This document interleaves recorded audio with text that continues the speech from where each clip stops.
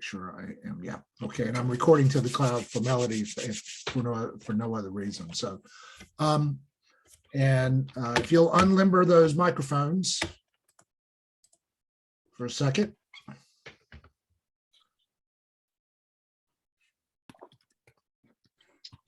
Okay. Tell me one of the two. Okay. No, I see both your mics off right now, so I don't know what's going on.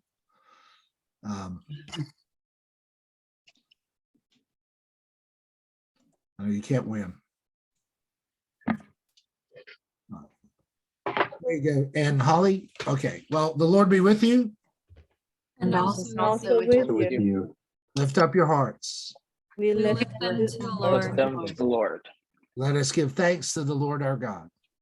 It is right. It's right and to God give thanks God and thanks praise. and praise. It is right. And a joyous thing always. We lost Brandon somewhere in the mid, all the buildup. So hopefully he'll be back with us. But it is right and a joyous thing always on a Tuesday evening. And Rachel, I think for you it might be closer to a Wednesday morning, to say the least. But it is good to be together for class one more time. Reflections this week on discernment, Alan's book. This week it was about spiritual friends. Any observations, thoughts, anything you journaled?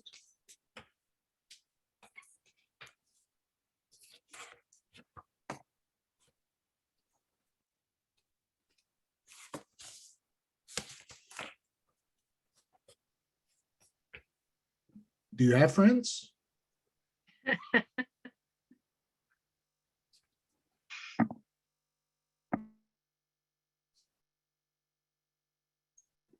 Yeah, Rachel. It was interesting to see that he had met Mother Teresa in Albania. Mother Teresa is one of the national heroes, and Mother Teresa was actually Albanian heritage. Her last name, in her original last name, is Voyagiu, which means an Albanian painter. And Steve, my husband, actually also got to meet Mother Teresa a long time ago when he went to India, and he thinks we think it's pretty cool that he got to then live in Albania all these years, where she's one of the national heroes, and he got to meet her. Yeah, when I know she laid in quote in state at St. Peter's, but did they have special services when she passed in Albania? I would imagine they had some pretty large celebrations. We were here then, as far as okay. When we came, she was already the national. I'm not sure what year I can't remember what year it was, but I think it was before we came. Okay, that could be. She passed the same year as Princess Diana, so that's the kind of situate that. I trust everybody was born by when Princess at that year. I always get nervous. I am a man of a certain age, so I want to name it that way. So this is a little bit of a rabbit trail. It is always interesting. On occasion, you will see someone who'll write an article who will do a sort of a compare and contrast with Princess Diana's life and Mother Teresa's life, and the sort of different responses that both those women provoked in national media at the time of their passing. So it was 1997. I just looked it up on Google. So yeah, that was when I was in college, I guess. Okay, well, all right, never mind then. So, others, Dawn? In the very beginning, he makes a statement that has been a part of our ministry DNA because of a mentor that I had. He says what they cared deeply about was how consistently I showed up for them and showed them how much I love them. And that's part of our mantra is 80% of ministry is showing up consistently and positively, but showing up. And that was part of our drive to go mobile, so they didn't have to just come here, we can go to them. And I was like, oh, I bet you that's where my mentor got this from as well. It may be. I mean, though that 80% is just showing up has been around for quite a while. I actually think I've heard Tom Neese use that many years ago as well. So Right. I believe it was Norm Shoemaker that said it to me. So and I could see Tom stealing it from Norm. So talk about people on your pathway. Those are two who've been a part of my journey in different ways, but really pretty remarkable gentlemen, to say the least. Other thoughts about this particular chapter? Anything? Yeah, Paul? What really stood out to me is on page 69, in the middle of the page, when he talks about the conviction, Thomas Felipe, essentially agreeing with Thomas Merton, that we need to pay attention to the people God puts in our path if we want to discern what God is up to in our lives. I thought that was key. I'm a very outgoing person, so I meet a lot of people all the time. And this kind of stood out to me because I thought, I wonder why this person came into my path, and let's discover it. Let's figure it out together. And I've made some very good, deep friendships just by talking to someone in the park, by playing with their kids, my children and their children. So, yeah. That's a great God option. always has a plan. That's a great observation. I know COVID has, the extroverts in the room, I'm just going to name it, COVID has driven you absolutely insane, I'm certain. Introverts, maybe not so much, but for the extroverts for sure. And I take that as an invitation, particularly as COVID begins to wane. It's not going away, but it's going to wane as it wanes and we have a chance to interact with each other. Anything else? For me, there were two things that stuck out this week. The first is that he uses the language on page 66 about hear and see as being part of discernment. And last week, he used the language on page 57 about touch and feel. And so I just really appreciated, like, to me, it talks about like almost the accessibility of discernment. Sometimes it's discernment, especially when I talk to teenagers about it, it feels like this really big, scary, hard thing that is kind of like, mystical, but breaking it down to kind of the way that we can discern even through our senses, I thought was really cool.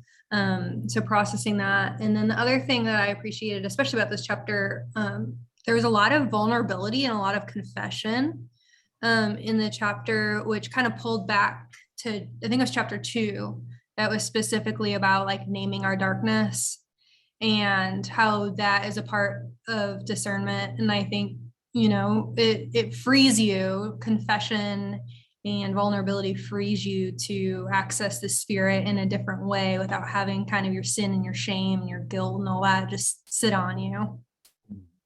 And particularly to be in community when that happens with the very people who will make that journey with you, I think it's just. Anything else? No right answers? Yeah, kind of on that similar note, his story with his friend Nathan, where he was like, made him his emotional center. And so his friend like pulled away from him. And he talked about his new dependency and insecurity prevented me from making Christ in the community the true center of my life.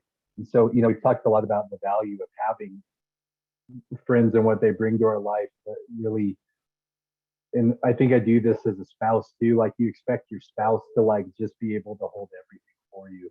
And I think sometimes we make friends in the church community and we feel like we should be able to just unload everything on them, and we're not being fair to them when we're requiring them to play a role that only Christ can play, or the community as a whole can play. Well, Joel, that's a good observation. He says, I'm open to that page. It says, we both came to understand that each of us is limited in our capacity to be for one another what is needed, and learn to forgive each other for not being God, which is, I think, a really intriguing way. He said, the restoration was God's sign to me to claim my own belovedness and come home. I learned that people can be signs and helpful companions, but only God can guide and fully heal the wounded places in each of us, which is a pretty phenomenal way of seeing that. I Yeah. kind of focused in on 67 too. Right after she was talking about the ability to hear and see. He was talking about Mother Teresa and how her advice was not what he expected. And he said, she called me back to the discipline of prayer and being in God's presence, which is the starting and ending place out of which all guidance emerges. And I just really like that, because I think a lot of times when we're trying to make life decisions, things about the future, that we put all of that weight on our own shoulders. I have to make the right decision. I have to do the right thing. When really, if we just, spend time in God's presence, then that guidance will be there for us. That's good observation. I do think, I was tongue in cheek. His line, as he's kind of pouring out everything that he was hoping from her. And he says, she listened to my unique complications and elaborate explanations of the trials of my life. She burst my bubble by simply saying, well, when you spend 1 hour a day adoring your Lord and never do anything which you know to be wrong, you will be fine. Just those kinds of moments in that people sometimes speak into our lives that pierce our own complexity, I think are pretty fascinating. Well, I hope the book, this is about discernment. So I hope one thing I'd encourage you, if you've already written your entry for this week, that's fine. But this is one time where page 81, where you're actually invited to either to look back over the past week or month and review the words of others that others have said that remain in your memory, and to kind of explore the implications of that, or identify 3 people in your life with whom you share your questions and doubts. And just to do those as an exercise. Dawn? Yeah, that number 1, it hit me because what I inevitably remember are the negative, the criticisms, the side eyes, things that people have said or alluded to. And I know that that's not what his point is, but that just getting through that is like, oh, okay. I'm sure there were other things that were encouraging. I just have to think, be intentional and think harder about it. For some reason, our brain just remembers the negative, or maybe just mine. I don't know. No, I think that's part of many times our narratives in certain ways, but maybe that's why he balanced that with identify 3 people in your life with you can share the questions and doubts. If you're going to listen to those stories, name the people who can make those journeys with you. I think is just part of it. So it's again, one way to think about it also in light of our class tonight is, who are the people that you might want to have be placed in your path will be one of the questions we'll be talking about before the evening's over with. But I really want to stress, when we spend time with this book, it is not to manipulate our movement into the rest of the class. It's really just to dwell with Nouwen's vision of discernment as a part of what it means to be involved in leadership in and of itself from that standpoint. And so a couple of times I caught myself, I think the first year I required this, trying to figure out how to put all kinds of trajectories into things. And frankly, particularly around the entrepreneurship language, at times I just gave up. That's not the intent of our reading of this text from that standpoint. Okay. Who would pray for us this evening as we begin? Who'd volunteer to do that?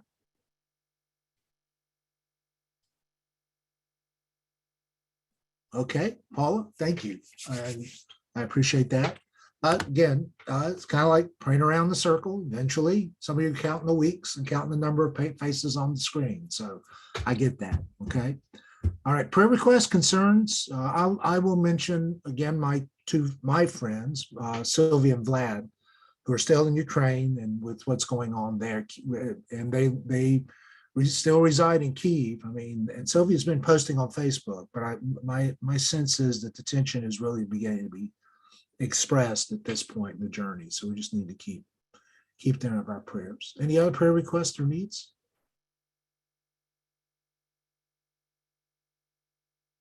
Paula, since you're praying for us, I will give voice to your prayer request this morning for your family and their concerns, albeit they're at Albania, is that correct? Romania. Okay, that's geographic challenge here for a moment, so I apologize. So, but I know they're not that far removed from the strife that would happen in Ukraine. So, as a matter of fact, Eastern Europe is a community. I mean, though it's a very long piece of geography, it's a kind of interlaced community that share a journey and a history that we need to keep in our prayers. I do have a prayer request. Chris? So I know like some of those in my small group kind of are aware of like what I do. Like I run a nonprofit with kids, and we're just kind of at the crossroads of where we have like our max amount of kids that we can take, which is a great problem. But it also means that like I have to turn away a lot of kids. And that's just always something that like really weighs on my heart. Like when kids come to the community center and like they need help with homework and they're hungry and all these sorts of things, and having to like turn them away because like ratios and stuff like that, not having enough staff, not having enough volunteers. And so like that really weighs on my heart spiritually a lot. So we're obviously, we have plans to try to get around that, but it's one of those things that it just takes time to build up to that, build capacity. So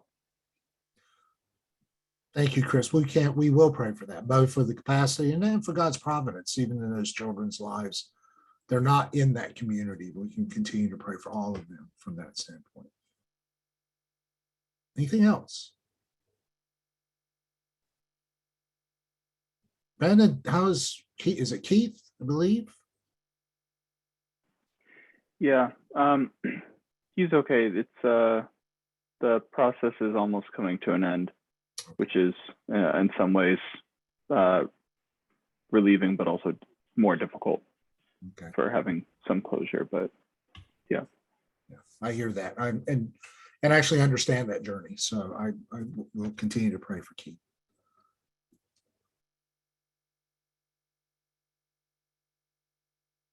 Anybody else? Naomi, can't hear you. Can you hear me now? Yes. Oh, thank God. We should just pray that we got audio. Thank God. Oh my gosh. No, I wanted to ask for prayer, continue prayer with I have two friends who are going through cervical cancer, and that's the space I think I mentioned I worked in. And this weekend at church, one of our leaders brought a lady over for us to pray, and she was just diagnosed with human papillomavirus. And again, it's due to so much, infidelity that's going on, and that's really, it's hard. It's hard to have those conversations. It's tough. So there's three ladies now, and the one, my doctor who's a pediatrician, my friend who's a pediatrician, she doesn't have much time. Maritza. So thank you.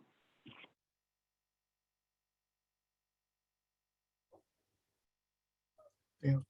Okay. Paula, would you pray for us?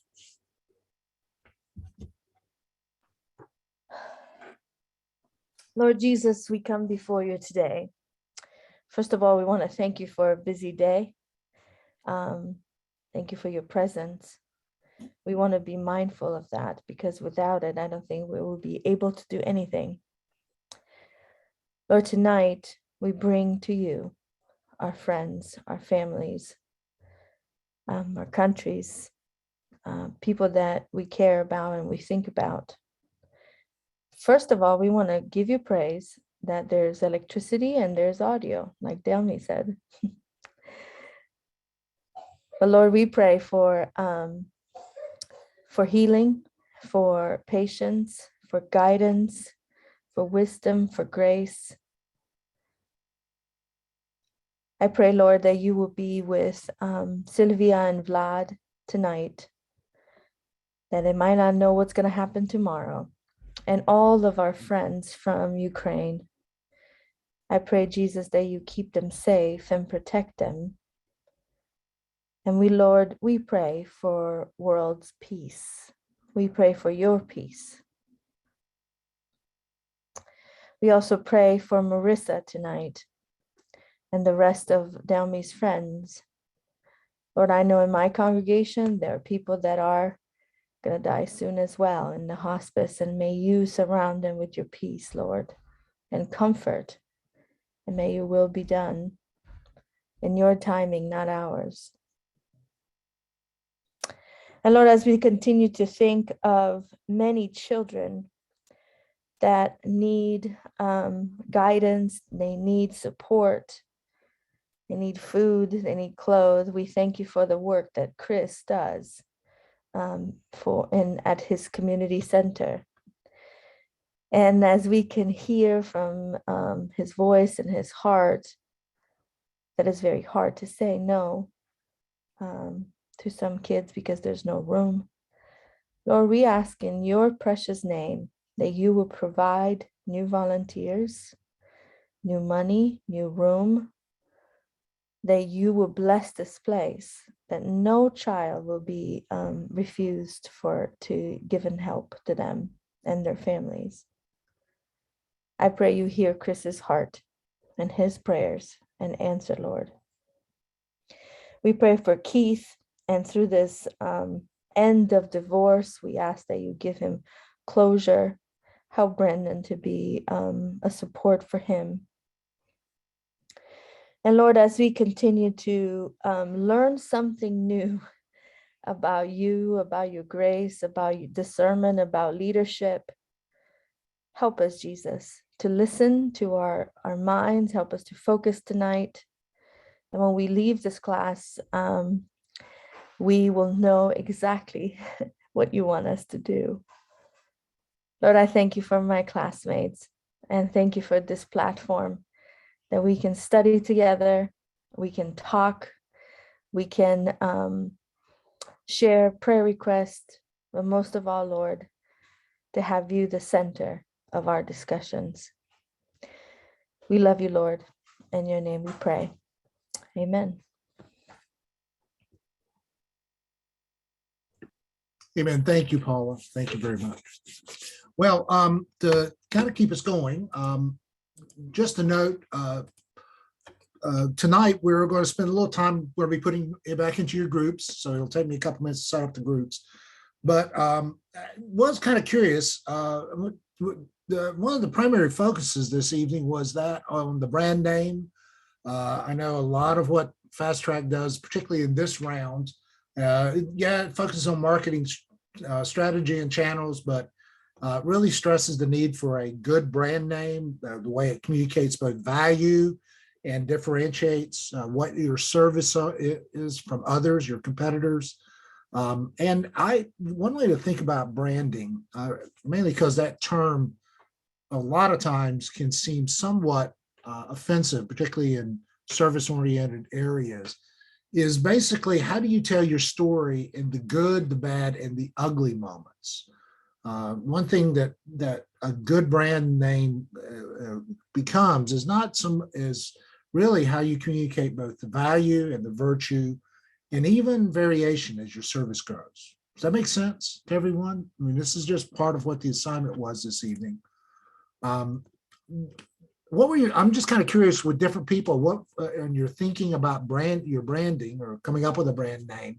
These were the kinds of things that are on Fast Track. I'm not going to read through these because you had access. Did you have any questions or any concerns as you were wrestling with the brand name? Nope. Yeah, Paula, I know you changed yours. I changed mine. Yes. I chose gamos ceremonies. Gamos comes from the Greek word wedding. I think it's hip and it's cool. Gamos ceremonies. And for, one one reason was, and I was really intrigued by this, because you're thinking, what happens if the brand expands and it's more than you, but it Than really just me, exactly. it could facilitate actually preparing and training other people from that standpoint. So I think that's a really a kind of fascinating way of engaging that. Anybody else? No. Mine is Latin's travel systems, because it's really 85% Latinos in North Bergen.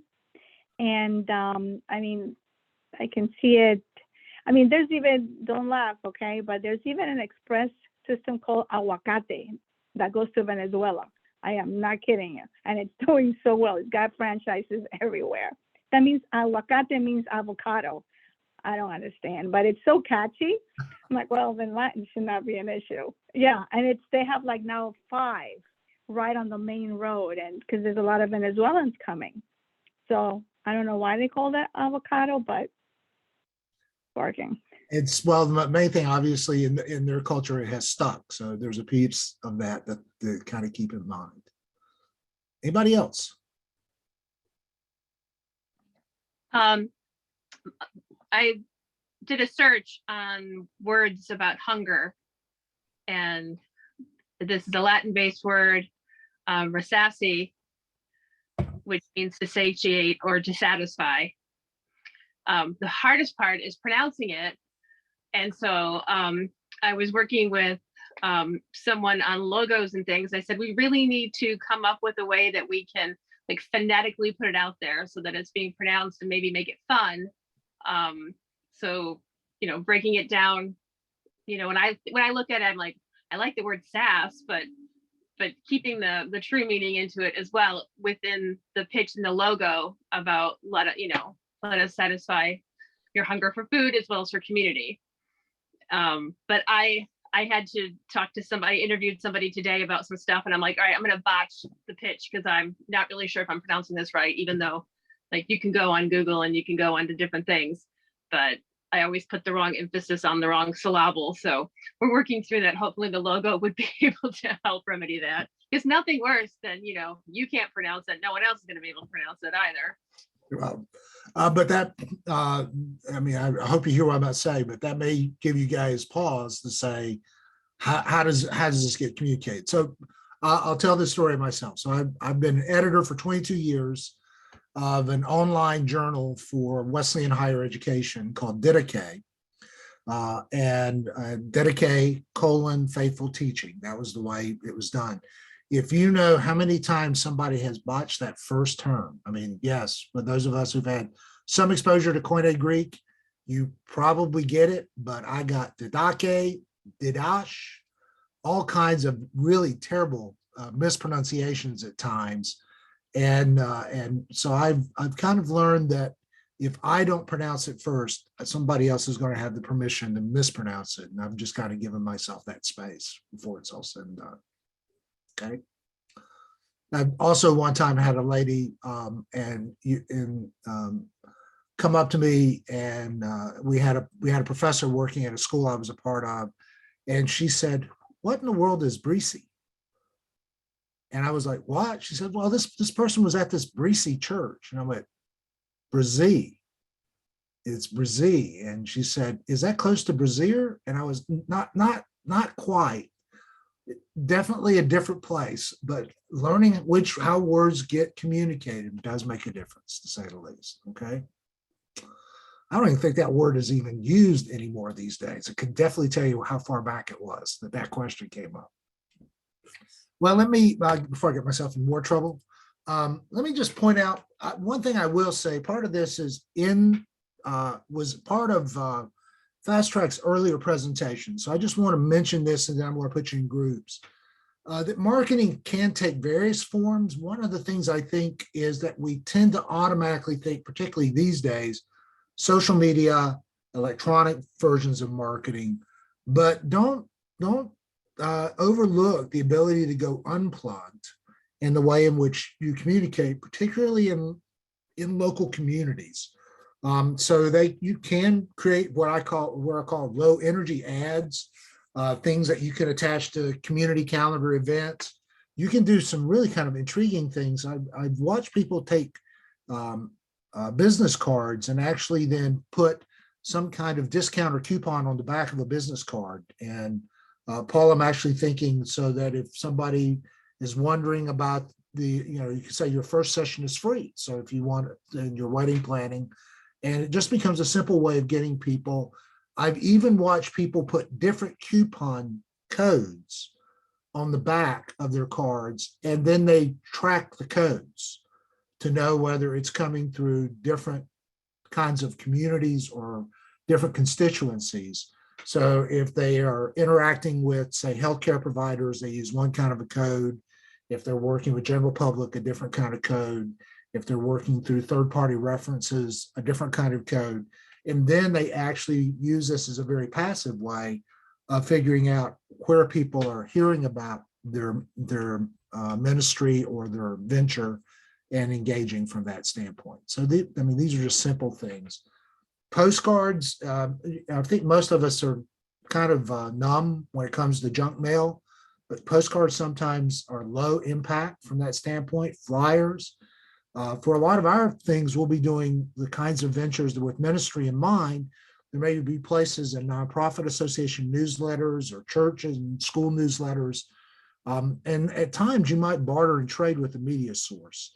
I will say be careful. Those of you who know what I call talk of the town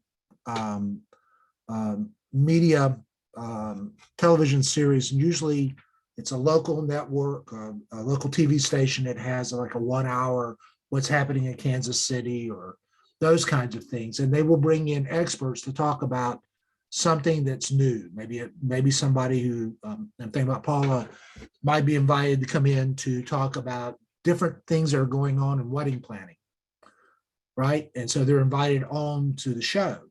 And you think they're just found. Some reporter goes out and finds them and brings them in. No, sometimes you pay for access to that time. So you're paying to be an expert in those kinds of shows. And so even if you watch other people do that, if you can get into those kinds of spaces, it's great. Just recognize sometimes that's actually a for-profit venture at the television station, but it never hurts to think about that. Chris, I'm thinking also be able to speak to the needs of children and finding places to do that. Again, not to bring more kids to your place, but to build support for the expansion that you're doing.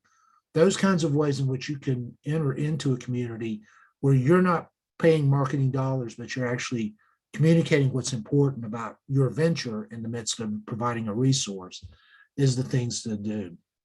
The three-legged stool up there may be the most, I'm not going to read through all these. You'll get the PDF later.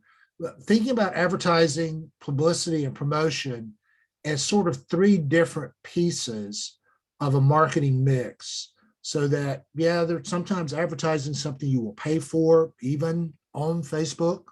Those of you who've seen Facebook ads, as opposed to promotions. And publicity normally is when people, you make yourself an expert and you make yourself available to the community through events, and they come and learn about you in and through the service that you're providing or your speaking expertise from that standpoint. Does that make sense?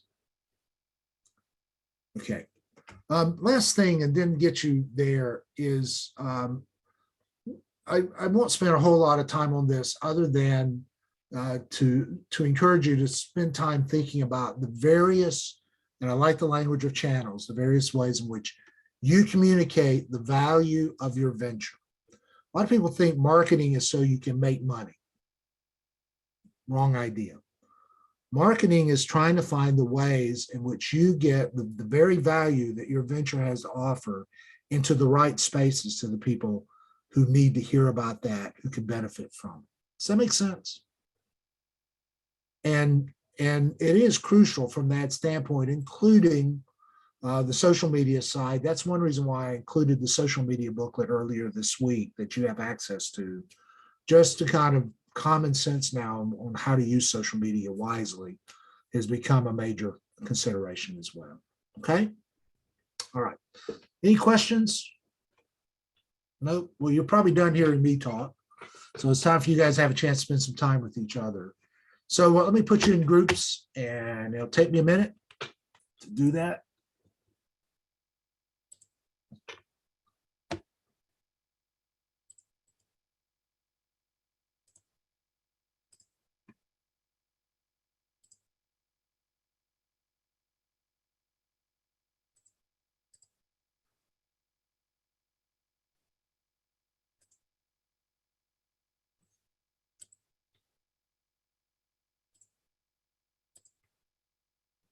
Excellent.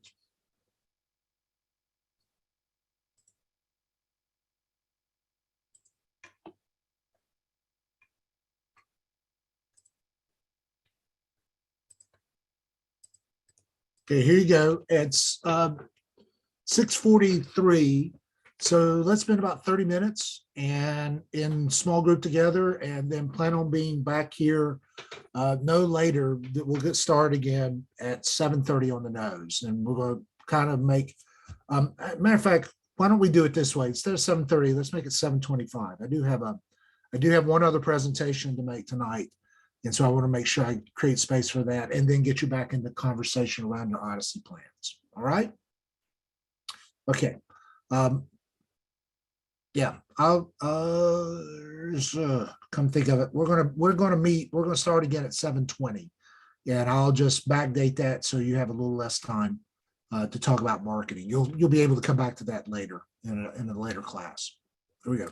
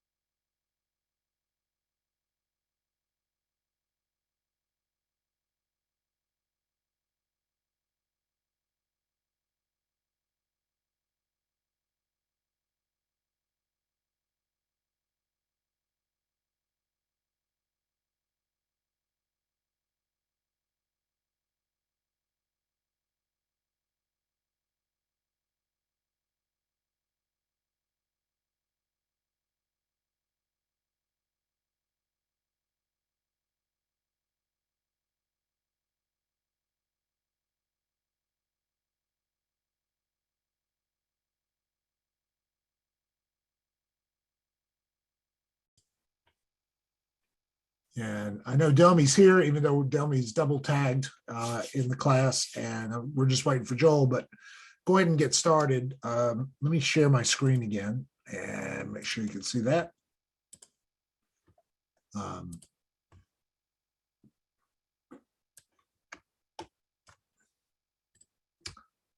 Anything come up? Any questions when it came to the branding or marketing or the client development? Any general questions or observations for the whole class? Just for give you guys a moment, just to see if you're how you're processing.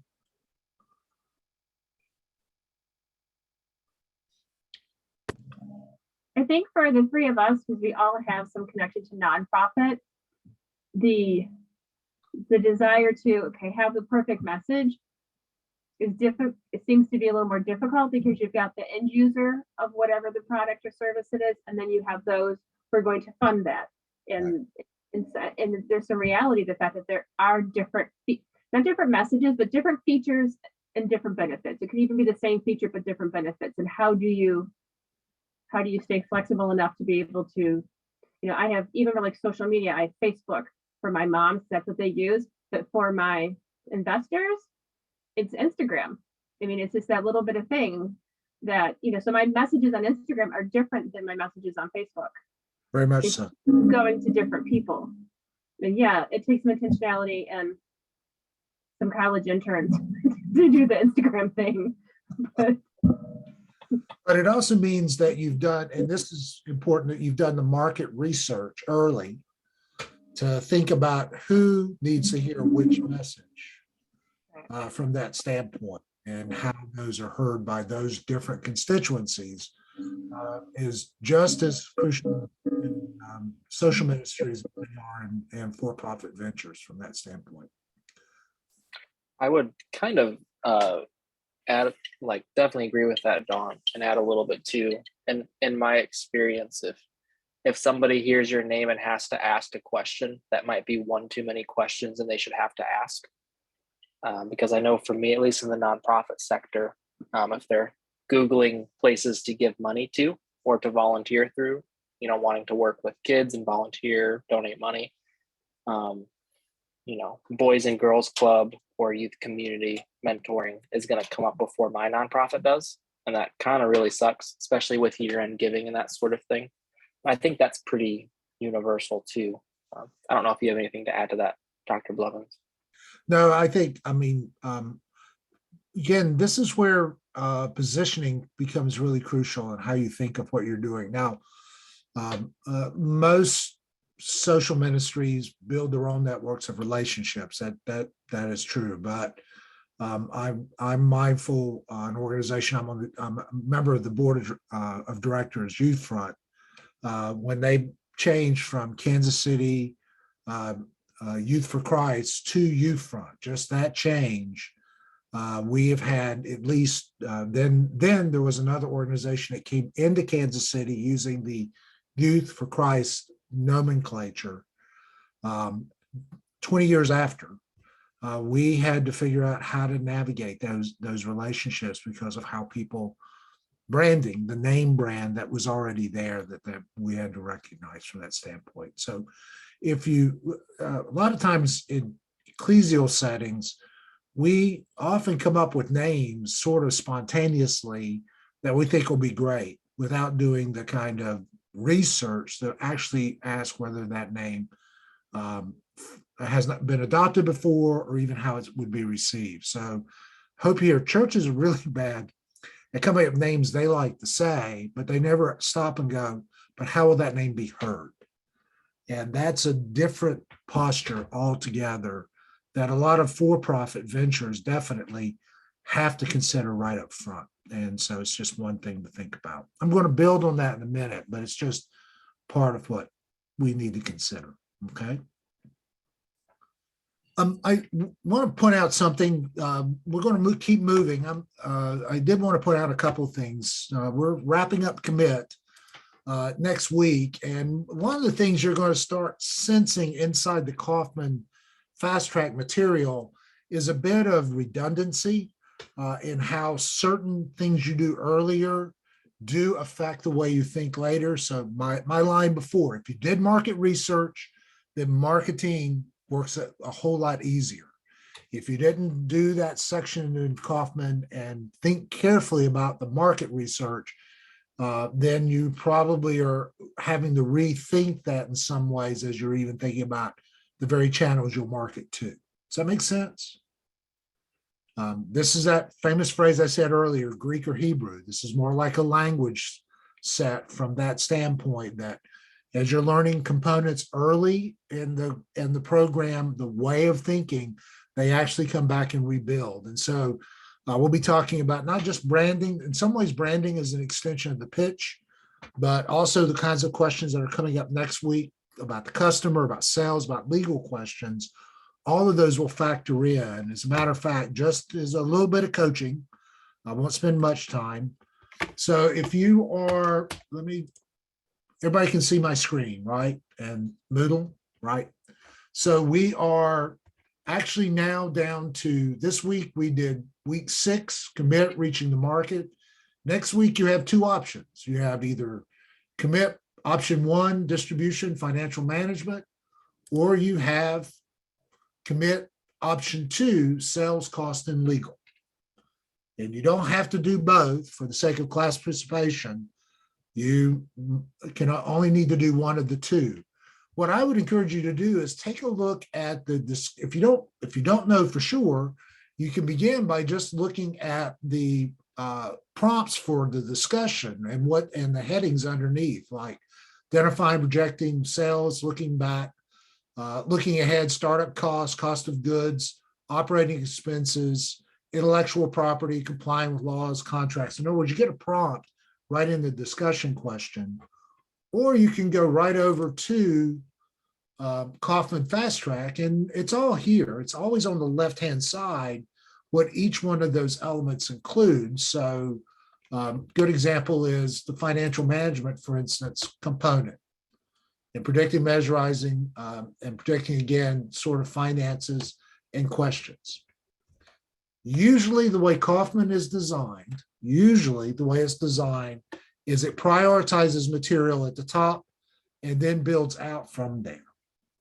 So if you've never thought about doing a financial management cycle, if you haven't done that kind of, how do you plan your finances? Obviously, that's something you're going to need if you're serious about your venture.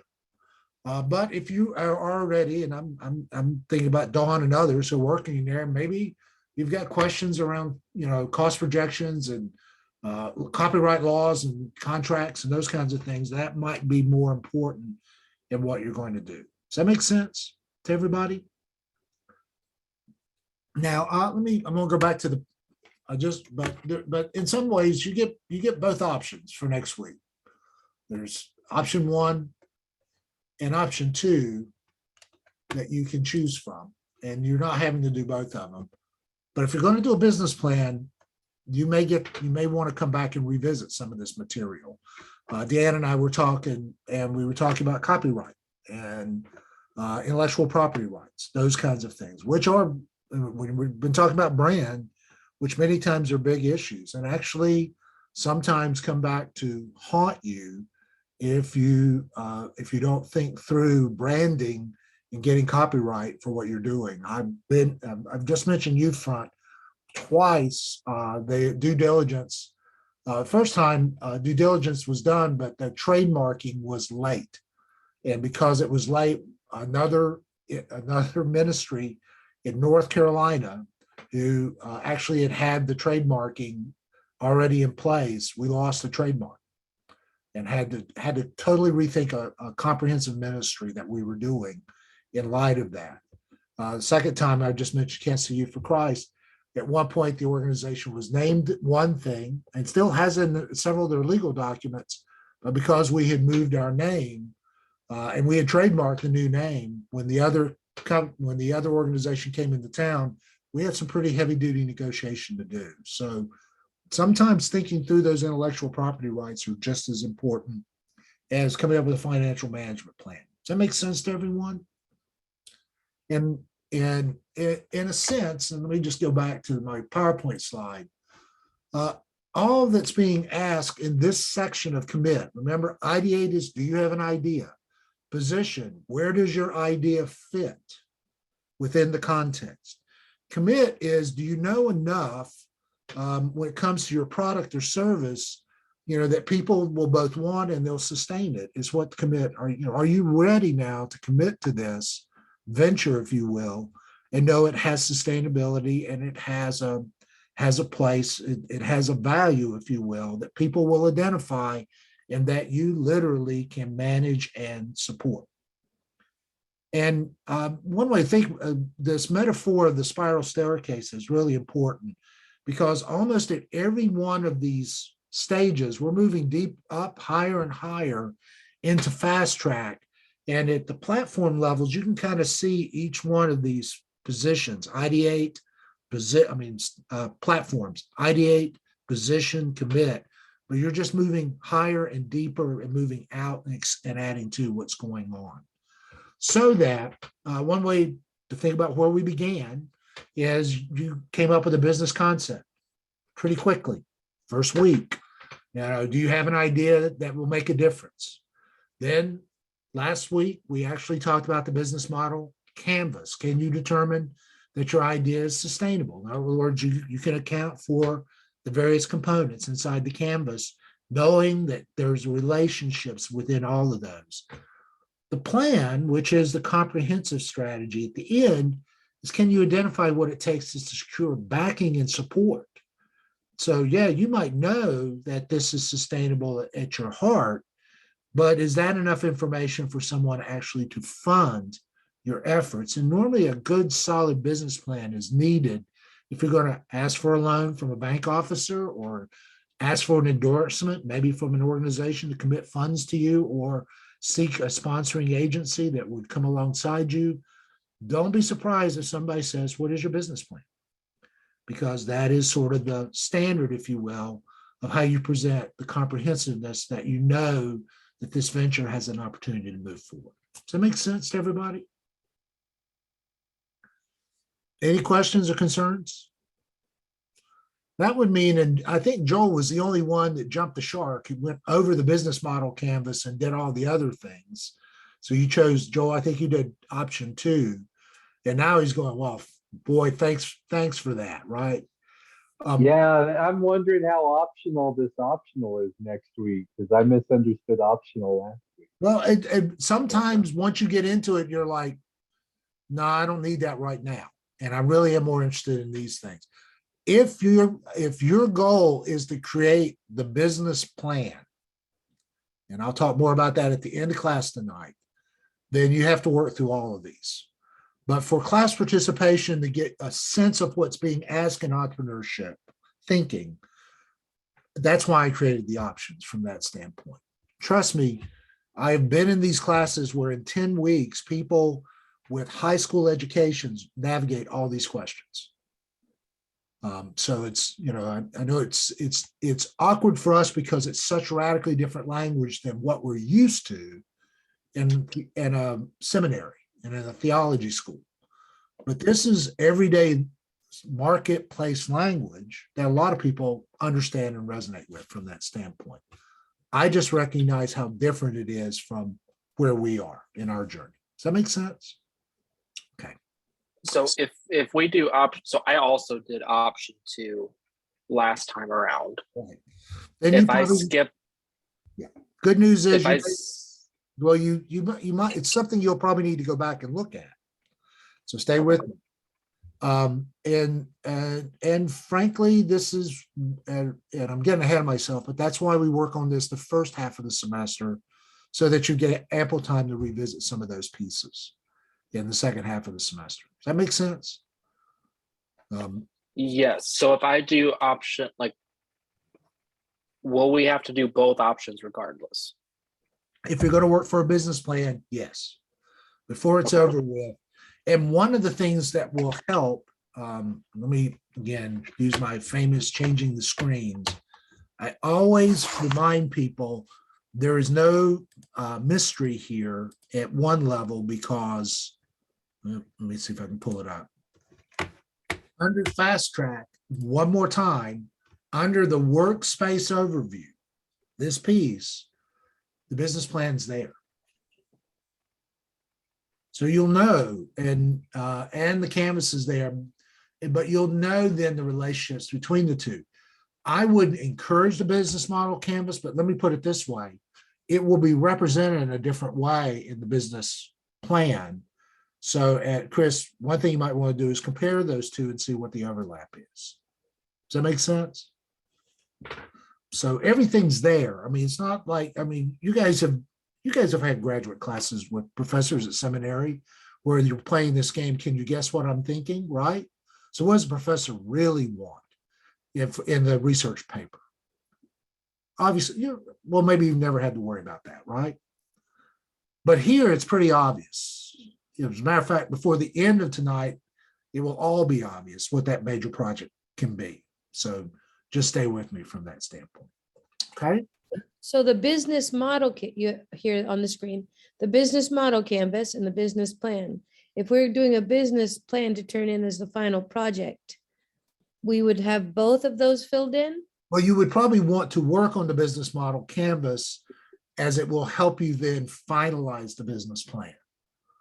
Because we would be sort of like the business plan thing would be all filled out. We would print that in or print that in. Well, we don't print things but we would send that to you since you can't access it. Right. Well, you would send it to us because again, all you'll do is, and this is old news, but just a reminder that when you open up the business plan, hopefully it doesn't take long, and you're working on all the questions that are going in there, you're saving all this information. And then you go up to preview mode, boom. And it has all that material ready in one unit, and you can then download the print. So it's all there from that standpoint. There's no surprises. But if you are from that standpoint, and as you work through the overall course, all the key elements that you need to backfill that business plan are being asked of you with theory underneath it or prompts, so you have a better understanding of why you wrote what you wrote. Does that make sense? Is that the format that we turn it in? Well, or are we writing a paper alongside of it, or am I getting ahead of it? Yeah, well, you'll probably download it and probably then maybe do some additional editing of that document to make it, more presentable from that standpoint. So I don't think it's ready. The last version I saw was not camera ready to actually walk into a bank manager and hand them, but it gave you all the information you needed so that you can massage it in such a way that you could turn it to a presentation ready piece to represent your venture. Okay.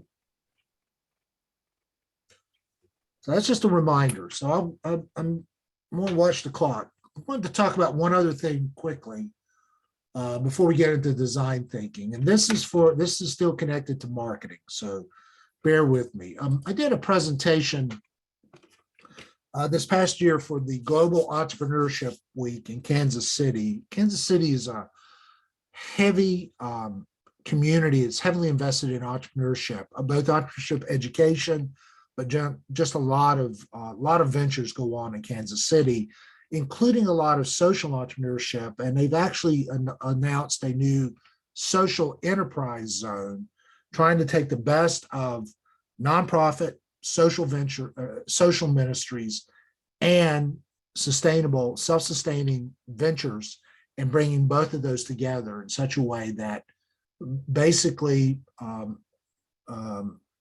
social ministries are continually self-supporting. And so the chase for funding dollars is not always what's the most important thing, but how do you turn these into ventures that have enough profit making within them that you're not constantly looking for secondary support as a result of it. And there's a new national social enterprise incubator here in Kansas City, the first of its kind this past year. So that's just a backdrop. One of the things I wanted to talk about when it comes to marketing a venture is how do you bring your sort of personal vision and what we were talking about with the pitch, your elevator speech, that sort of what makes the your venture important for the sake of others, the value that it brings for others. How do you bring those together, and how do people hear, since we talked already about branding, how do people hear that your messaging when you do bring those together? I mean, within the field of economics, thanks to Adam Smith, there has been a prevailing understanding of what's called rational choice, where people basically make rational choices based on their own best benefit. And that is Adam Smith's understanding of capitalism, is that the reason capitalism works is because people, with given the option and all things being equal, hear that language, all things being equal, our choices will normally be made in such a way to bring about the greatest benefit to ourselves. And Adam Smith's economic theory has been built on that, and most economic capitalism is built on that kind of assumption. But, you know, does that just mean that the benefit is money? And does it mean, really, truthfully, are all decisions made that we make, are they rational to begin with? In other words, did Smith have it right? Well, maybe not. So one, let me just be upfront. Sustainability is always important. I'll be the first one to say the main reason I brought this conversation to the seminary was far too many social ministries were not designed for sustainability. They looked good, they just couldn't sustain themselves. The church has been haunted by that historically. And I mean sustainable, not just in that it could make money, but that it could not garner the kind of support needed to continue that ministry for long periods of time. We've seen far too many failed experiments from that standpoint. But I also think that the vision really is important in how you talk about, how you sort of brand and market the ministry, the venture that you're doing. So stay with me for a moment on this. A lot of this comes out of the research of moral intuitions. One of the things we've recognized is that we are emotional creatures before we are rational creatures. Neuroscience has proven this. The famous notion of the limbic and the prefrontal cortex, or what's known as the low road versus the high road, and the fact that normally if we see a snake, we move before we have to rationalize that thought. It's called the famous fight, flight, or fright, fight, flight, or fight syndrome. But literally our brains at the limbic system processes our body to emotionally react, and then we rationalize why we made those actions sometimes. I don't know if that surprises you or not, but that's just part of the neuroscience, particularly at very core levels. And so moral psychology came along and said, so does that mean that we sometimes intuit what we mean by a sense of the good? And does that happen even before we make rational decisions about whether it is good or not? In other words, are our emotions bound into our conversation? And truthfully, that question really first came up through positive psychology, trying to say, are there things even within our emotional well-being that we can cultivate in such a way that it makes us be good people and have healthier and better lives? And positive psychology really was a movement that just says, rather than think about psychology addressing the dysfunctions in our lives, can it also help us understand how not just to become from bad to good or bad to well, but from well to being better? Our lives could be improved. The only difference is moral psychology came along and said, and does that also influence the way we think about the good life and what it means to live a good life emotionally? A lot of this, honestly, is not new language. It's virtues and vices language. It's been associated with Aristotle. But even Adam Smith, before he wrote The Wealth of Nations, that famous book that seems to be the Bible of capitalism, he wrote a book called The Theory of Moral Sentiments. And what he was talking about is the importance of empathy in our lives. And it was that moral vision that we needed to be empathetic human beings that undergirded his then capitalistic vision of how through our work together we might improve each other. And some people forget that Smith actually was a moral philosopher before he was an economic philosopher. As a matter of fact, The Wealth of Nations, that book, was really trying to say, how is it that communities through economic process might build each other up. It wasn't so much how do I get rich, but it really was a vision of how do communities through economic exchange build each other up. That's why he called it the wealth of nations, not the wealth of individuals. We often overlook that reality. So put this together, going, where's he going with all this? Stay with me for just a minute. This idea of moral intuitions, there's been a researcher here in the United States, Jonathan Haidt, who wrote a book, intriguing book titled The Righteous Mind, and the subtitle is more important. It says, Why Good People Are Divided by Politics and Religion. And Haidt was really struggling with, why is it that people who might otherwise just be sort of rationally engaged with each other, why do they find themselves in such divisive situations and almost have this ability to talk past each other? And what causes that, both in politics and in religion? Now, I'll be the first to say, not everything in Haidt's book I endorse. I mean, he has a kind of theory of everything before it's over with that I don't think is accurate. But I do think in his own research that he was on to something when he basically says that most people in the United States have a kind of a priori moral intuition based on one of sort of 5 postures or the negotiation of these 5 postures. So people think morally in light of either care, in providing care, or opposing harm. In other words, trying to correct for harm. And that's a more basic moral intuition that we just automatically connect to, even as we're trying to rationally engage the arguments and thoughts. For some people, they really resonate more with a sense of justice or fairness, as opposed to how they respond to people who cheat and people who act unjustly, to use that language. For some people in the community, it's really more about an orientation toward loyalty versus being disloyal or betraying people, not maintaining that loyalty to a given community. For some, it's a recognition of authority and a respect for authority, or whether we tend to disrespect or subvert that authority becomes a major concern. And the 5th one is sanctity or degradation. You might even think about that as the purity of our purposes and our intention versus the contamination of that purity through ideas that could take us down, and could divert and change our ultimate purposes in life. Does that make sense to you guys?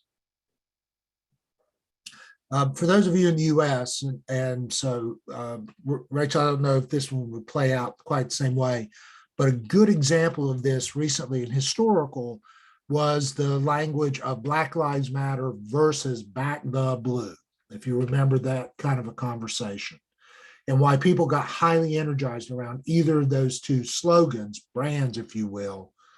And one way to think about it is that people who were talking about Black Lives Matter often morally were intuitively connecting into a sense of justice and fairness.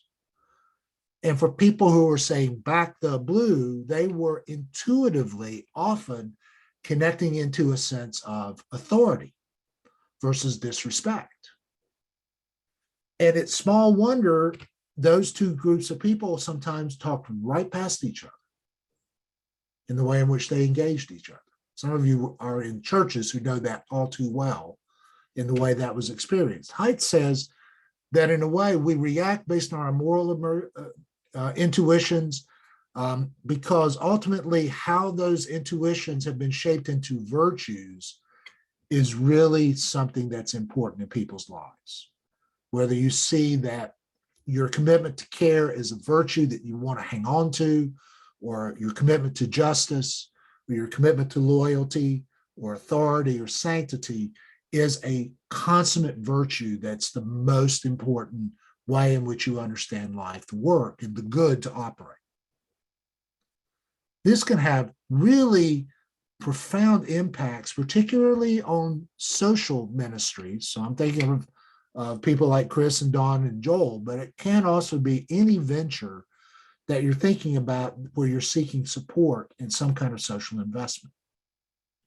So I'll give you a case in point. So this is just an example. So maybe you start a ministry that says something like this: Casey Family Services seeks to overcome the injustices of racial disparity by supporting families of color to obtain services often denied them in our community. Sound like a pretty good slogan or branding, right? It's all about justice. And if you're already thinking that there are people that you know who would go, no, I don't think I'm going to support that one. Probably it's because, and this is what Heights noted, that often people who are anchored in the virtue of justice are not the same people that are anchored in the virtue of loyalty, because the implication denied them in our community implies that our community stinks when it comes to this kind of a thing, right? And if you are starting a ministry like Casey Family Services and you announce it this way, don't be surprised if somebody stops you and going, so why do you hate our community? And you're going, I don't hate your community, but guess what they hear in the way justice is being lifted up, but community is being held in a different place. Does that make sense? Yeah, Joel? and it seems like this is where you have to like toe the line, you know, like especially when you're thinking of your different stakeholders, because if you're going for like corporate donors, you know, they might see loyalty and authority as like, you know, as these big capitalistic machines. That might be their highest value. But then, like for me, if I'm trying to also attract the homeless and show them, you know, a sense of belonging or whatever, then they're going to want to, the appeal to justice and care is going to be higher for them. And so you don't want to turn either group off, even though both groups maybe see the world differently. Right. And what, again, this is where, and I want you to hear this language. I mean, it seems so foreign to our language. This is where market analysis is nothing more than who are the people that we want to communicate our value to and how will they hear it? And who are the people in that same arena that basically have a message as well that may at times compete with ours, even unintentionally, if we're not careful. This is merely thinking through those connections, those channels of marketing, and also the market, the very people we're trying to reach, and ask, how do we do this to our community? Does that make sense? Yeah. And I guess in my mind, it's like, is there a way for me to word things in a way that appeals to all versus saying it differently to different markets, and then someone thinking that you're pandering or that at the end that you really have no value. The only value is to succeed, you know, versus these underlying values. Yeah, and what I would say is, how do you make sure that you say it in such a way that it doesn't alienate one and for the sake of the other becomes a bigger question from that standpoint. So a case in point, it's a case in point. So what if you decide instead to make the virtue not justice or community, but care? And there is actually a way in which there is psychological research that's been done to basically say, how do people embrace virtues? Is there a kind of cycle of the way in which people move from a moral intuition and begin to embrace a particular moral vision of the good that they see as virtuous for their own life? And we've noticed that often people do this through a 4-stage movement. First, they see something that's going on that or recollect something that connects to their own experience, that evokes this moral intuition. We can't make that happen because we're already wired into those moral categories, but it evokes that. Then what we want to do is take that evocation and connect it to the deepening of that moral virtue, and then show how it might be applied in everyday life. And so there's a 4-stage movement. So if we take care as the virtue that would speak, one way to say it is, well, my venture, Casey Family Services, reaches into the struggle of daily parenting of everyday people of color. And so first thing you do is you help them see that this is about engaging in parenting and everyday people of color. And then to say where families struggle to care for their children. So you're tapping into that moral intuition of desire for caring for those kids, so that we can come alongside kids, breaking down the barriers that prevent them from receiving the best possible care. Okay, that's a moral good. That's a virtue, to break down those barriers, to deepen them so that they can receive the best possible care. And we see that accomplished through connecting families to services that assist them in everyday and in every area of life. In 4 simple sentences, what you've done is communicated the self same goal for KC Family Services, but instead of framing it in justice, you have framed it in care, and you have guided people into the fullness of what that care might look like, and even how it will be played out as a result of that. Does that make sense? And it is a different way of messaging, yes, the value that your ministry is going to provide in such a way that it speaks to parents and donors in the way in which you speak to both of them as a result of that. Does this make sense? And you're tapping into the very emotional heart of who they are. Now, last slide.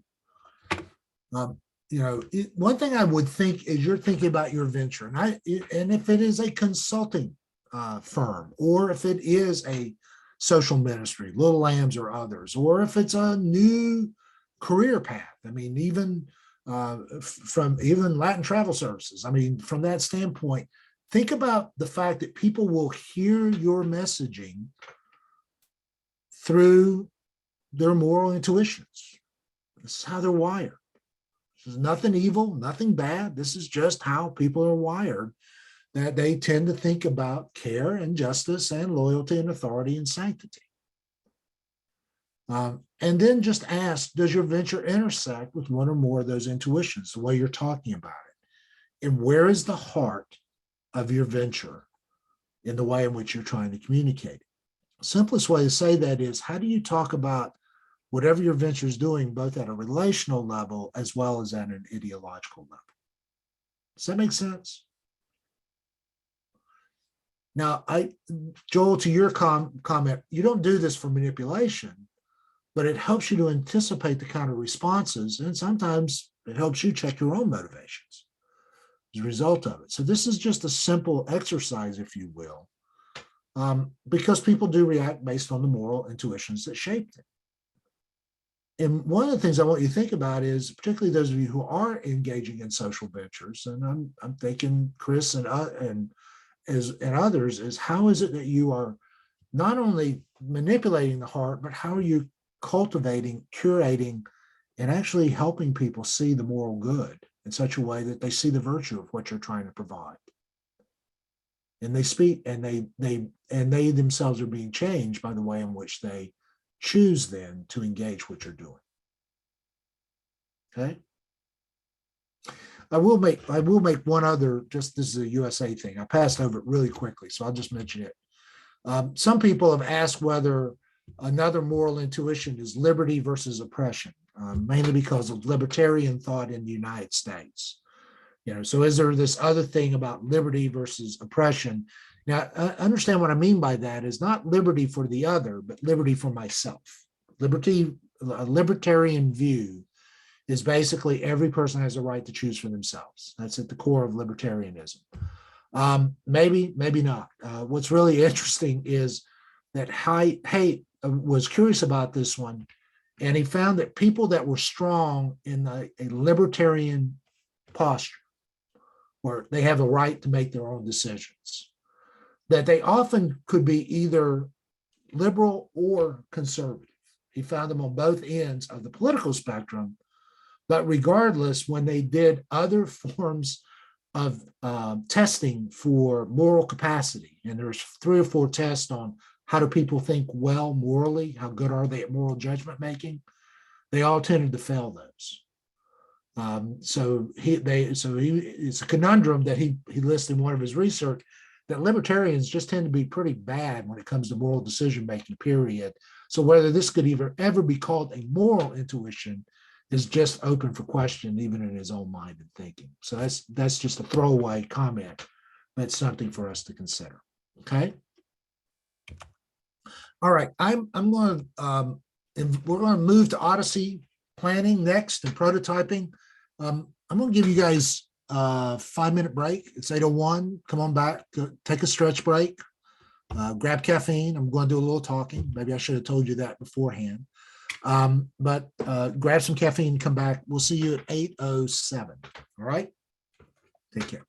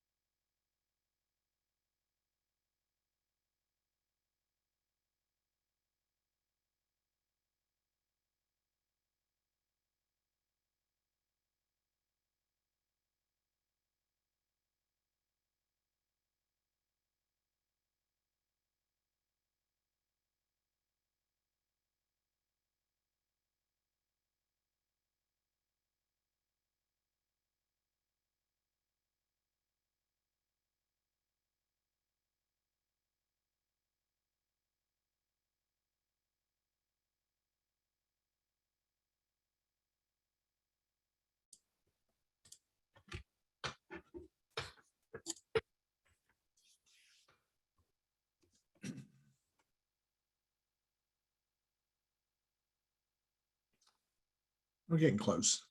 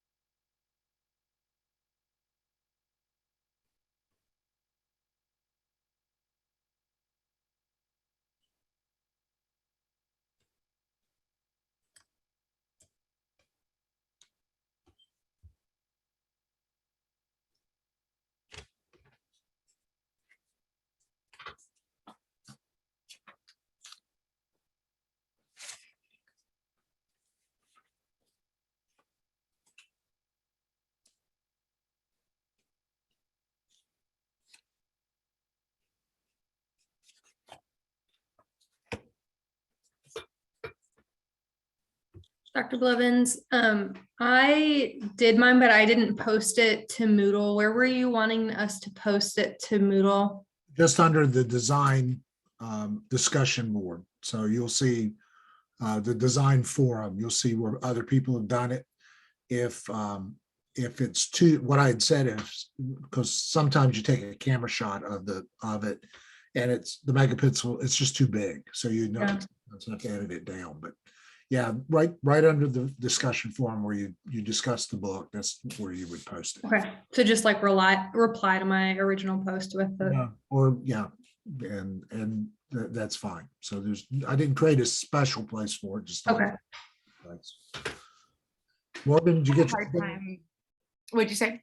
you get yours done? Did you have a chance or? I did, but I had a hard time uploading it this afternoon. All right. So I'm gonna try again when I've had a little more sleep. When we get to the breakout group, if you have to, you could just stick it into the Show camera it. and show and tell. So hope you hear. That'll be fine from that standpoint. Okay. And if some of you are somewhat artistically challenged, don't worry. The first time I ever tried one of these, the stick figures were so bad, people were going, "What is this that you're trying to do?" So that's okay. You have permission. If you have to find icons and other things to do it, that works for me. I've had different variations of this project. Okay. So what'd you think of the Odyssey plan? I'm just kind of curious. Your thoughts from that standpoint. Was it an easy exercise? Difficult? I felt like it was difficult personally. Difficult for you? In what Yeah. way, Joel? Thinking out that far, or? It's hard. It's a mindset shift, so like for the last however many years, it's like I'm going to seminary so that, with the end goal of being healthcare chaplaincy.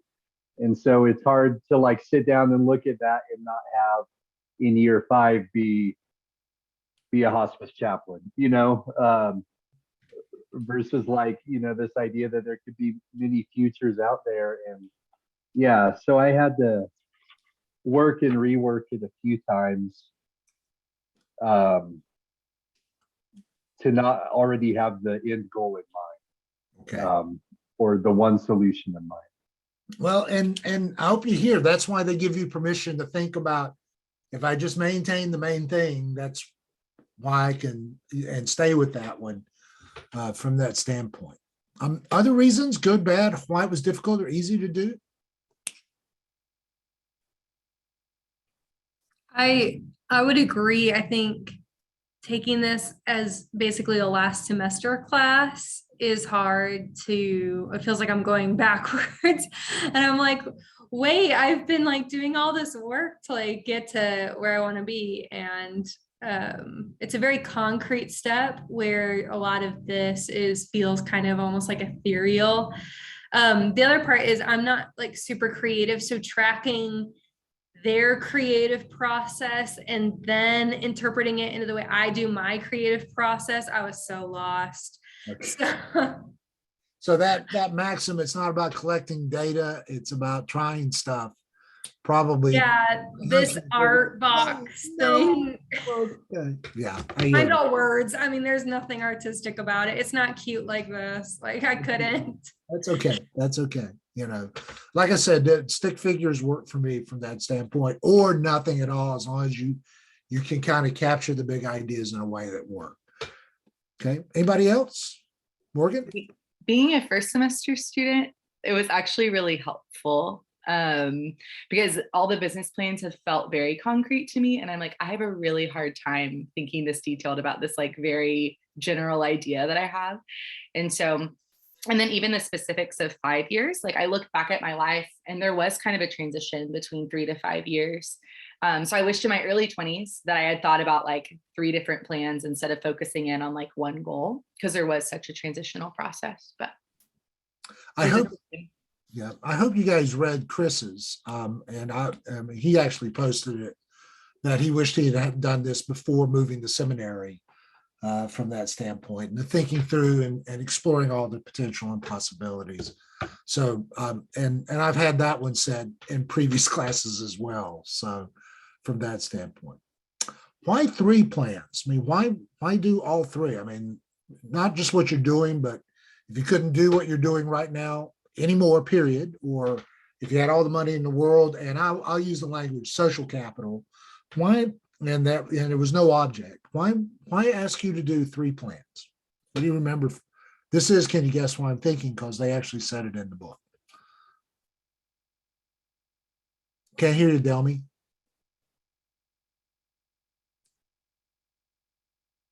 Nope. Can you hear me now?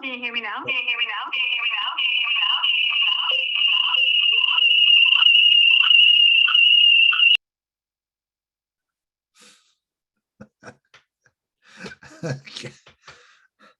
Yeah, Delmy, you are, and knowing you are an oral processor, this has got to be driving you crazy. So, at some point, if you have to get up and spin around like 8 times, that's okay. You have my permission. All right.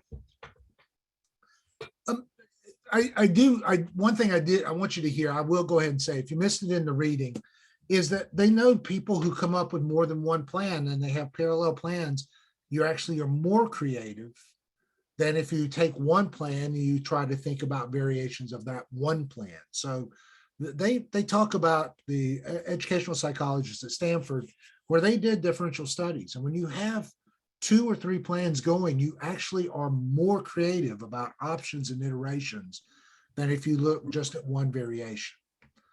Now, let me name a couple things real quick. Don, were you going to say something? I was just going to say that I think it's ironic that at 53, I found this very fun to be able to dream. I'm already doing this crazy thing now. I'm like, okay, why not? Let's figure out the next 5 years. Okay. There's a freedom in, no one's expecting anything. No one expects you to do that. So I kind of appreciated the opportunity to, think along those lines. Reading it out loud to my husband was not a positive thing. He's just hanging out for dear life. Every time I come home, I'm like, hey, I've been thinking. So it was too much for him, but I appreciated the freedom of it. Yeah. Now they do encourage you to have a community to kind of play out as we go forward. I hope you hear, I did not necessarily say your spouses are the best people to be a part of that community. So let me just name that for what it is. The other thing I was going to say is normally having 2 or 3 big ideas and bouncing those. And so for some of you, Paula comes to mind. We're thinking maybe I should change this. Actually, Dawn, when you're thinking, and now I got 2 ideas inside the venture, it would have been, actually, they would have said it'd been smart if we'd started the entrepreneurship training with 2 or 3 ideas instead of just 1. I just knew that by the 3rd week of the class, you would have all, drop the course if you had to do fast track with 3 big ideas going at the same time, right? I'm already in trouble when it comes to my teacher evaluations at the end of the semester. I fully acknowledge that. But in a way, the Odyssey plans do give you more space to be creative from that standpoint. Now, I'm going to name 2 things. I mentioned it earlier in the semester that makes it so difficult. But this is why I told you tonight, if you just had 1, and I expected for a couple of you, that 1 might just be your 5-year plan of continuing on to do what is going is fine. Remember I mentioned earlier, what's your doctrine of election? For a bunch of Wesleyans, when it comes to our understanding the call, we come off a whole lot more like Calvinists from that standpoint. We have a tendency to think about our calling in a very specific way sometimes. And for some of you, that's why you came to seminary to begin with. And yet our calling is bigger than just one approach, one track, one particular way of expressing ministry.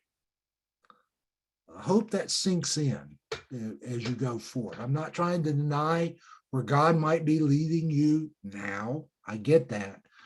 Just understand that actually God may be just calling you to ministry, and it may look quite different due to constraints and the circumstances of life over time. And how do you begin to acknowledge God's call and be able to think in ways that it's much more flexible as a result of that? Since Rachel and Morgan are in the class, some of the toughest people that struggle with this are people who come off the mission field when they did not want to. So I'm mindful right now, I've got 2 or 3 friends who had a very full, articulated call to global mission in a particular place. And because of, world crises or a crisis in the family or something else occurs and they come off the field and they have never thought what else might they do? What I'm often amazed is how God then provides provision for them to find a way to be just as creative, just as flourishing in the midst of a call that no longer has that global component in that exact same way. Does that make sense? So I hope you hear with the Odyssey plan, it's not saying you would give up on your call. It's how is it that God might call you in the future? What might that look like? And how might that express itself?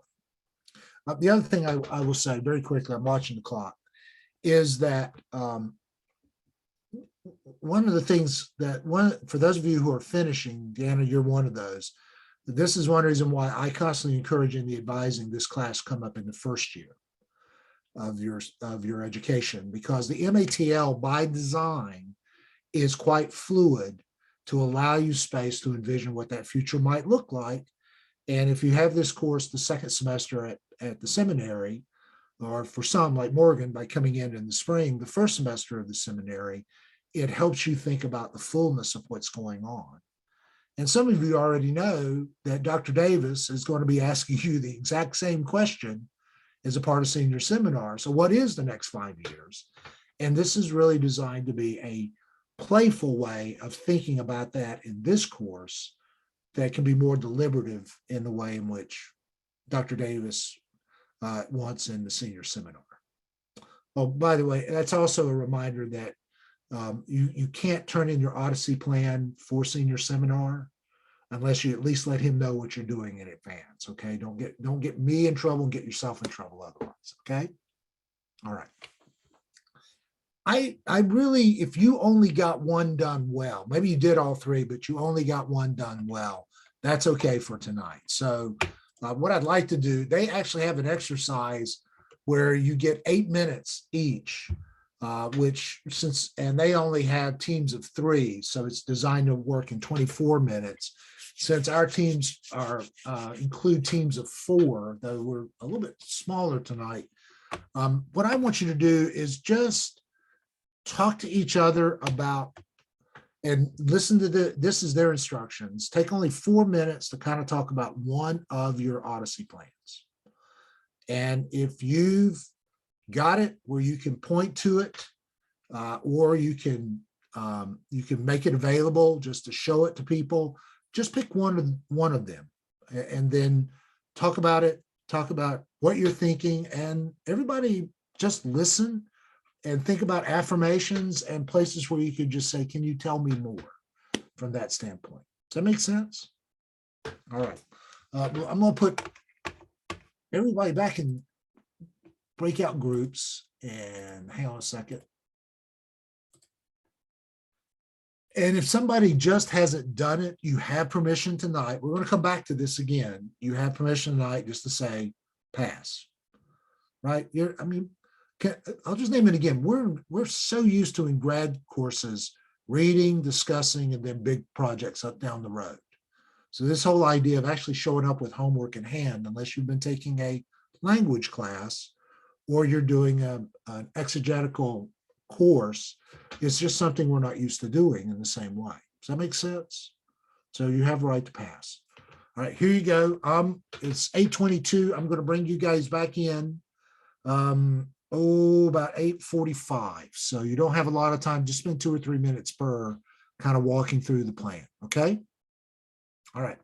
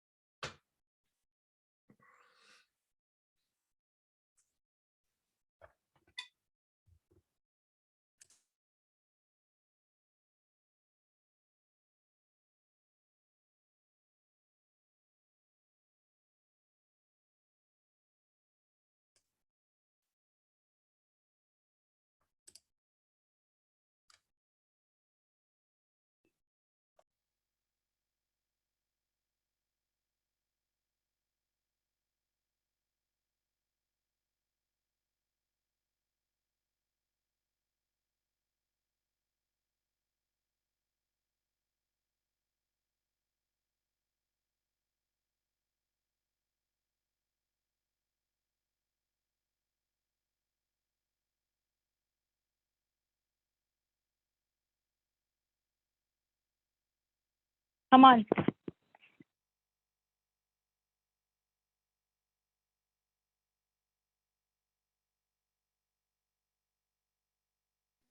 That went fast. So are we having fun yet?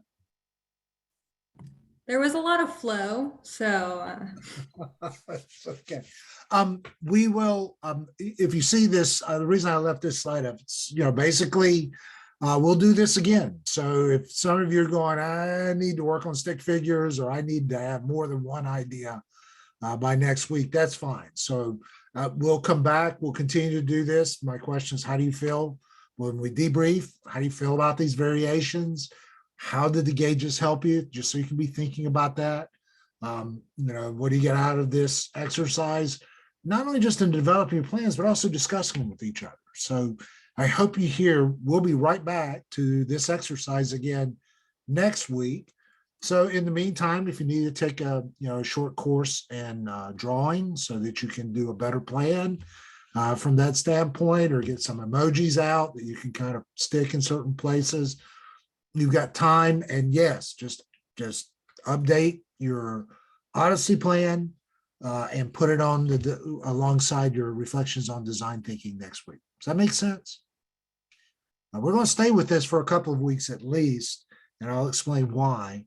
But this is, I hope you see this as permission giving. I know I ran off Brandon, I think, during the break, that at the same time you're sort of plugging away at your venture, this is an opportunity to kind of think about other ways in which your life might be still faithful to God in ministry, but look radically different in the way in which you would do these.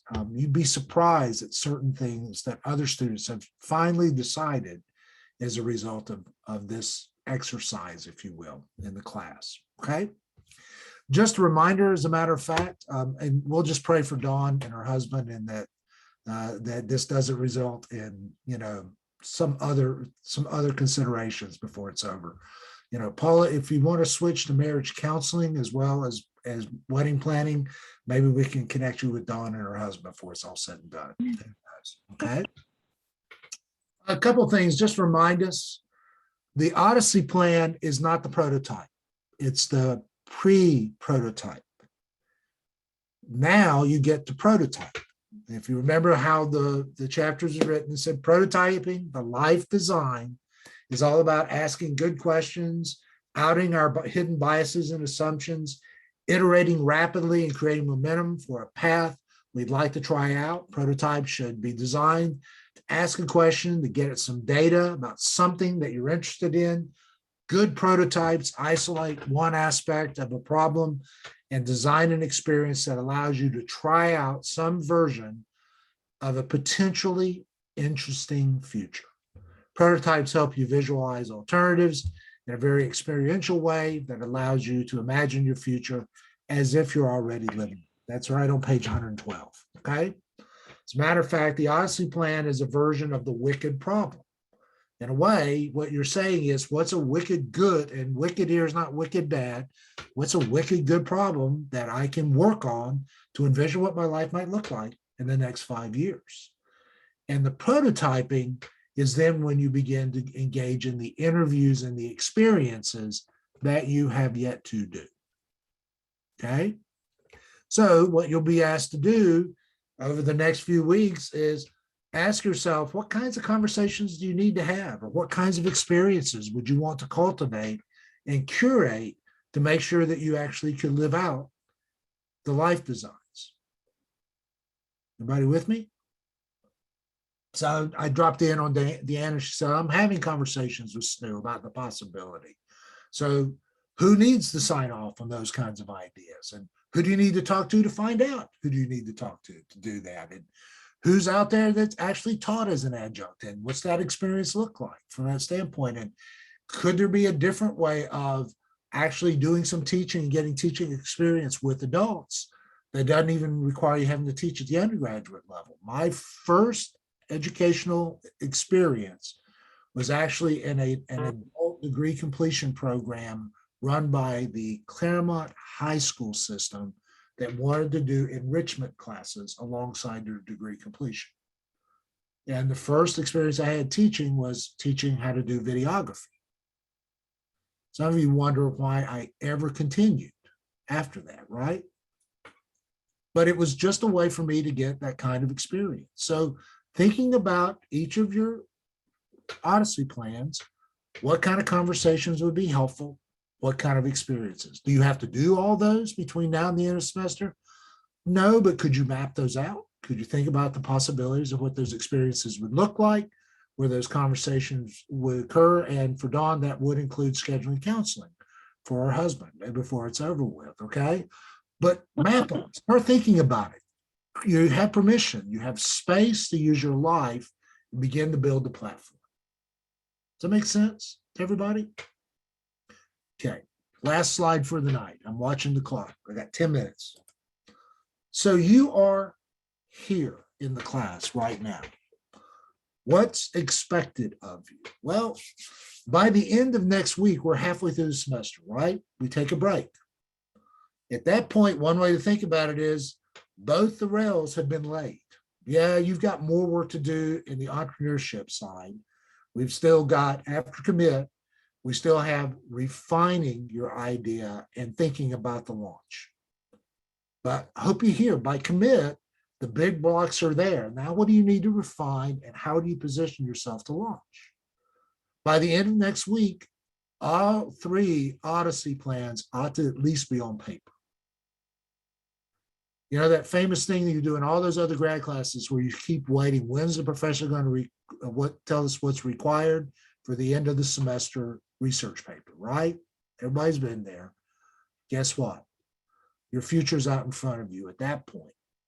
The major project is called Makerspace. This is when we all get together and bring our projects, our ventures, or some vision of our life, and we offer them as an expression, if you will, of what we think transformative leadership might look like when we actually use, yes, either a venture we're interested in or our own lives and how we might be changed going into a future that we do not fully know. Does that make sense? So by the end of the semester, by the end of next week, we'll be through 60% of the curriculum.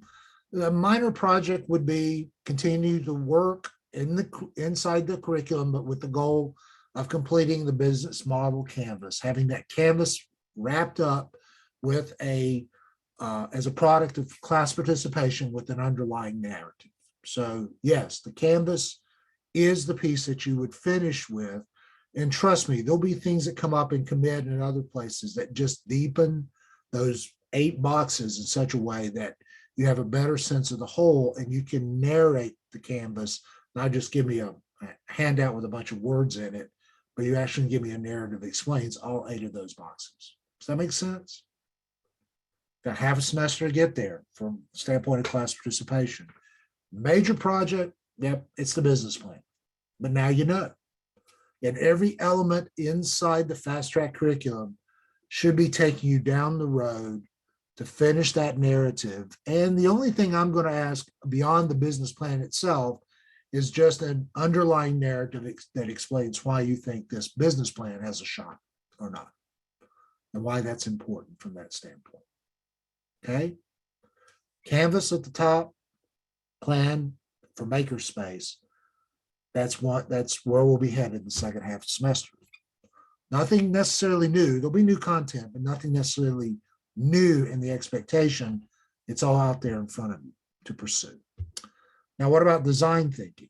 Well, basically, the minor project is the threefold Odyssey plan with a narrative of how they work. So if you just started tonight unpacking that, and a narrative here means, so this is how plan A would work, plan, and I hope you hear, I don't like, even as he said, there's no such thing as an A, B, and C of descending order, but they're all A plans. But this is next 5 years will look like, and what it might be, and the kind of people I should talk to, and the kind of experiences I might think are important.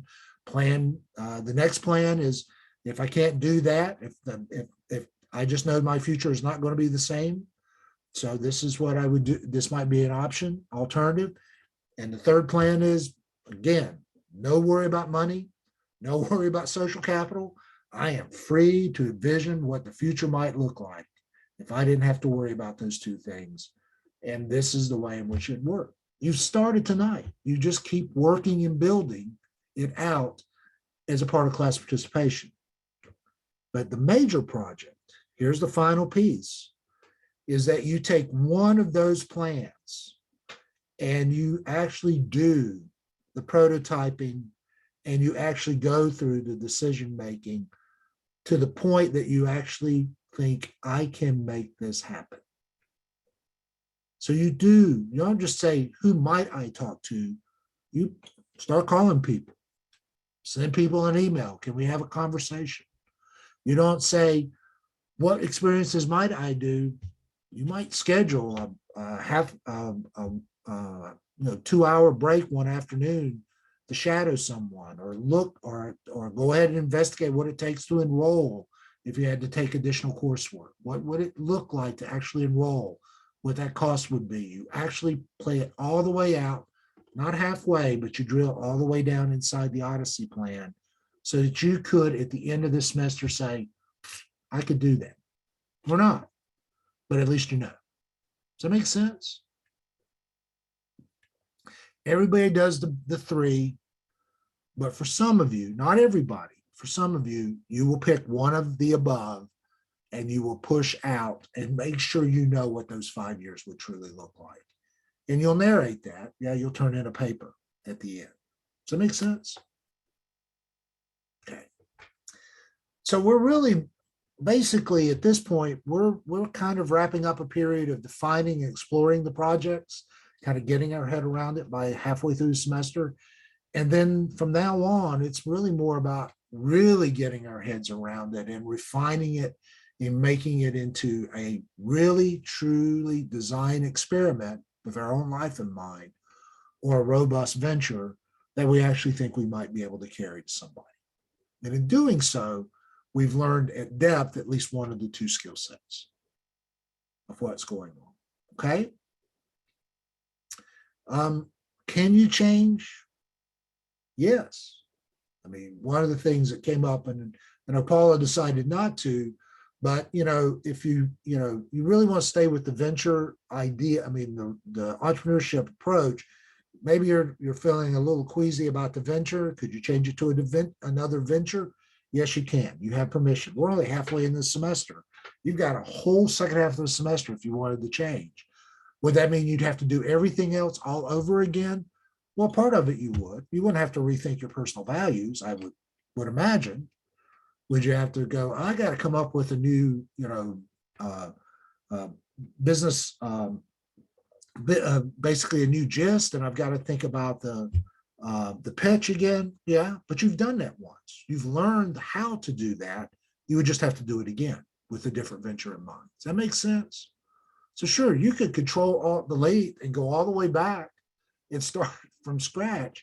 And guess what? You would be just doing catching up as you continue to work all the way to the end of the semester. Are you left with only the 3 Odyssey plans you put down on the first piece of paper? Give me a break. If something else has come up, particularly as you start to explore, that's exactly the narrative that Burnett and Evans have in their book. You have 3 preliminary ideas. Good for you. If you come up with a 4th one, can you kick one of the other ones to a curb? Absolutely.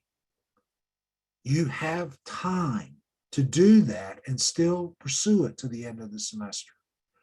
There's a lot of time in front of you to actually work on the major projects. There's nothing here hidden as we go along. Yeah, you'll be doing research, you'll be building networks of experience. That's a part of what is going, and that's the one place where I am going to look for work. So could you turn in the piece of paper to me tonight and say, I'm done with the comprehensive side of the course? No, still got work to do, but you know what that work looks like now.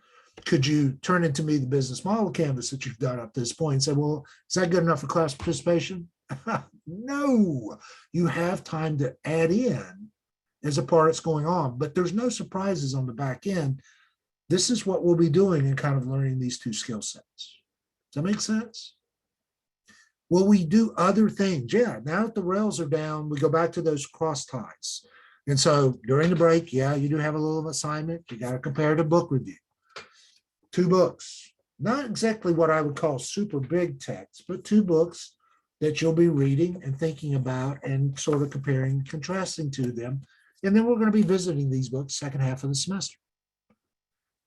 Grand total about 300 pages total. So that's an assignment that's coming up. Good news is outside of this assignment, the only other assignment that's coming up down the semester is really just reading innovation theology and engaging that alongside the other work that we're doing in the class. This course is not heavy on the conceptual side. Once you start moving down one of these 2 pathways, it's really kind of seeing how this work just adds to and enriches what we're doing and kind of getting at least a slightly different perspective as we move forward. Does that make sense? Any concerns? Okay, we meet next week and then we break. But I just to kind of close, just a reminder, I really do hope that now that we're this far into what we're doing, yeah, you're learning 2 modes of thinking that transformational leaders can utilize, particularly in leading communities, into places where the future is not yet determined. But at least I hope you'll have fun as you engage that work. That this will actually, particularly with the design thinking side alongside the entrepreneurship, gives you 2 options just to kind of stay with the patterns of thinking and enjoy it as we go along. Okay? All right. Well, enough said for this evening. Blessings, everybody. Get some sleep. And we will see you next week. Okay? Take care. Hey, good night, everyone. Ciao.